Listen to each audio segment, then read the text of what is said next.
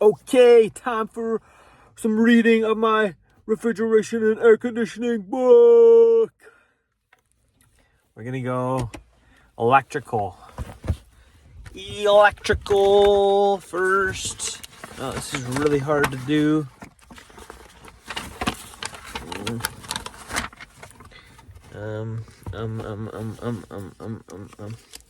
I am going as fast as I can. I don't want to rip the pages.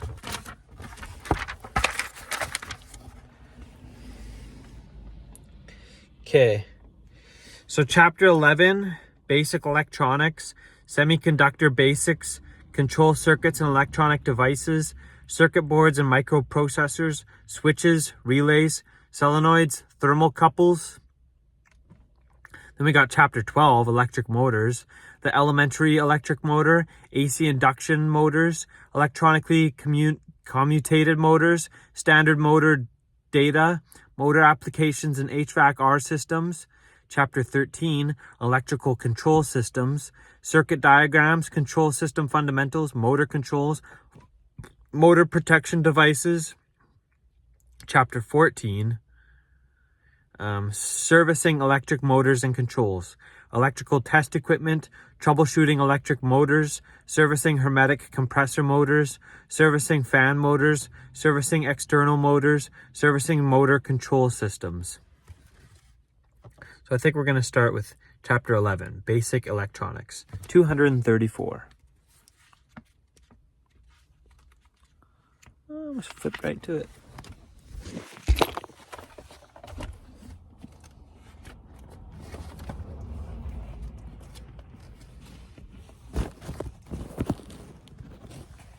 So I might have already read this, but we're going to read it again because why not?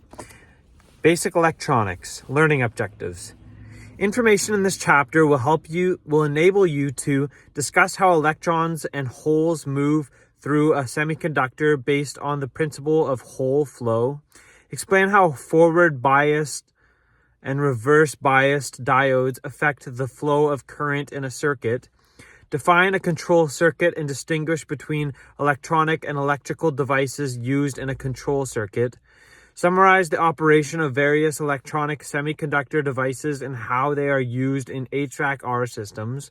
Understand the purpose of microprocessors and computers in HVAC-R systems. Contrast the operation of various electrical devices such as switches, relays, solenoids, and thermocouples.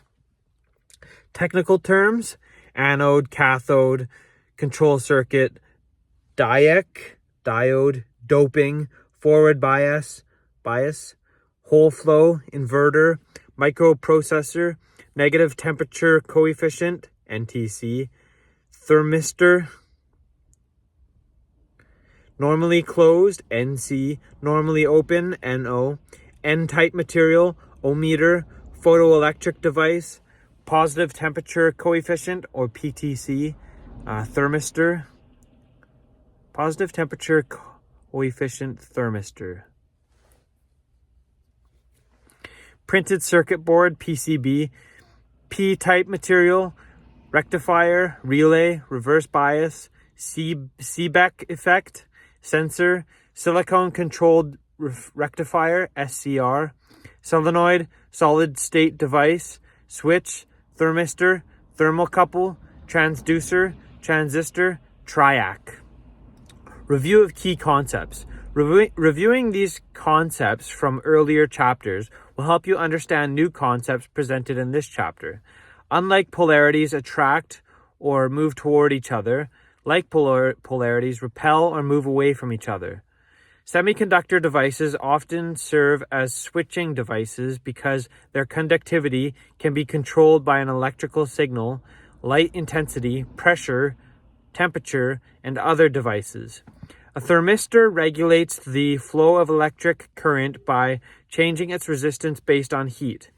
The magnetic effect caused by current passing through a coiled conductor is called electromagnetism. Introduction. The basis of all electronic devices is the semiconductor. Having a good understanding of how semiconductors can be used to conduct or block the flow of current in a circuit will help a technician comprehend how individual electronic devices function. Electronic devices are used in control circuits to regulate an HVAC/R system and maintain stable conditions. Electronic devices help to prevent a system from operating outside of its design boundaries. Some electronic devices monitor conditions outside of an HVAC/R system and tell the system when to turn on or off. Electric devices are used to control or alter the flow of electricity in a circuit, which can be useful for converting current from one form to another, varying the speed of a motor, or turning a motor on or off. In addition, other devices are used to control the flow of refrigerant or other fluids in a system.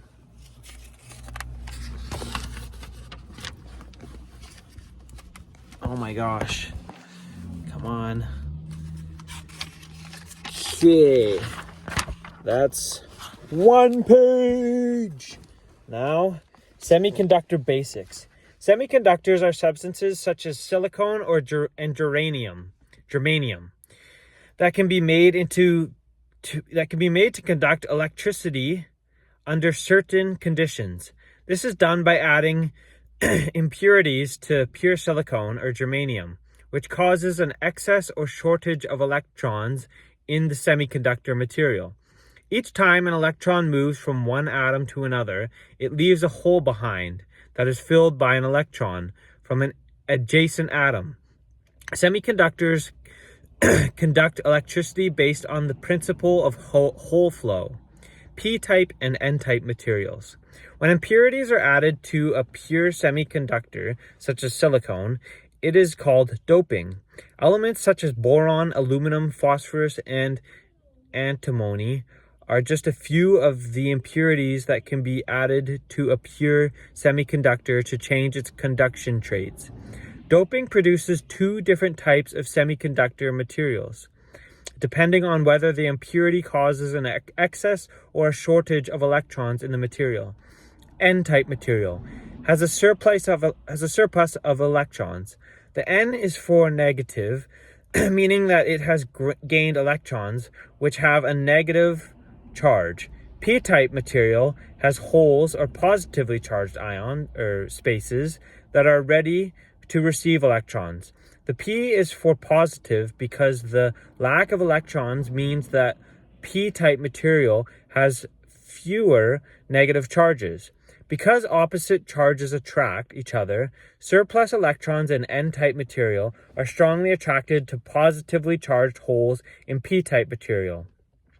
Hole flow is the principle that explains how electrons and holes move through a semiconductor. When an electron fills up a positively charged hole, it leaves a positive hole in its place. As a result, the positive hole that it leaves behind is then filled by the next electron. A chain reaction occurs in which electrons flow through a semiconductor in one direction, while holes move in the opposite direction. Semiconductor or solid-state devices are formed from various combinations of P-type and N-type materials. Different types of semiconductor devices can be formed by altering how the materials are joined and how they are connected to a power source. Solid-state devices. Semiconductor devices used in electronic circuits can also be called solid-state devices. This is because there are no moving parts in a semiconductor. The switch from insulator to conductor is done on the atomic level. Rather than switches moving between contacts, electrons and holes realign to allow conduction. In Figure 11-1, electricity flowing through a semiconductor is conducted by the movement of holes. Negatively charged electrons move in one direction, while positively charged holes move in the opposite direction. Diodes. A diode is a solid-state device composed of a P-type material and an N-type material.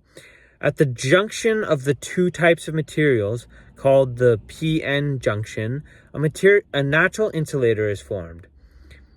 In figure 11.2, some of the negatively charged electrons at the junction fill. Okay, it just kind of left me hanging there. Okay, third page. The positively charged holes, fill the positively charged holes, which creates a barrier. The joined electrons and holes repel their like charges on each side of the junction, preventing electrons from crossing the barrier to fill more holes. This barrier creates a potential difference, or potential voltage, between the positively charged p-type material and the negatively charged n-type material. The positively charged side of a diode is called the anode and contains the p-type material. The negatively charged side of a diode is called the cathode and contains the n-type material. Typically, a diode is marked with a stripe at one end, which indicates the cathode end. Figure 11-3, electrons will flow through a diode in one direction, in only one direction, from the cathode to the anode. Occasionally, technicians will refer to a diode as a rectifier because that is the function it performs in many circuits. A rectifier is used in a circuit to convert alternating current, which flows in two directions, to direct current, which flows in only one direction. When a diode is connected in a circuit to a power source, the polarity of the power source determines whether electrons will flow through the diode or not. If the negative terminal of a battery is connected to the cathode, the positive terminal is connected to the anode. Wait, what? When a diode is connected to a power source, the polarity of the power source determines whether electrons will flow through the diode or not. If the negative terminal of a battery is connected to the cathode and the positive terminal is connected to the anode, current will flow in the circuit. Figure 11-4. And it doesn't say, so keep on reading, just keep on trucking. This setup is called forward bias. Because like charges repel each other, the battery's negative polarity repels the negatively charged electrons towards the p-n junction. Likewise, the battery's positive polarity repels the positively charged holes towards the junction as well.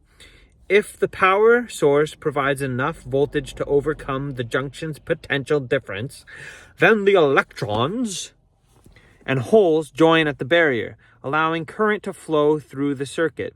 If the positive terminal of a battery is connected to the cathode and the negative terminal is connected to the anode, current will not flow in the circuit. This setup is called reverse bias.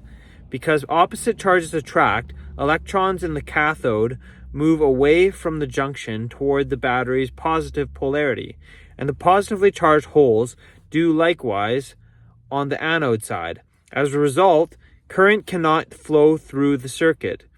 A reverse bias setup essentially increases the potential voltage barrier at the p-n junction. Testing a diode. To test a diode, use an ohmmeter. An ohmmeter is an instrument that can be used to measure the resistance of a circuit or an electronic device, such as a diode. Set the range switch for the ohmmeter to its lowest setting, ×1 or ×10. Connect the negative probe of the ohmmeter to the cathode and the positive probe to the anode. This is a forward bias setup. Okay. That's 3 pages. Thank you for tuning in. See you soon.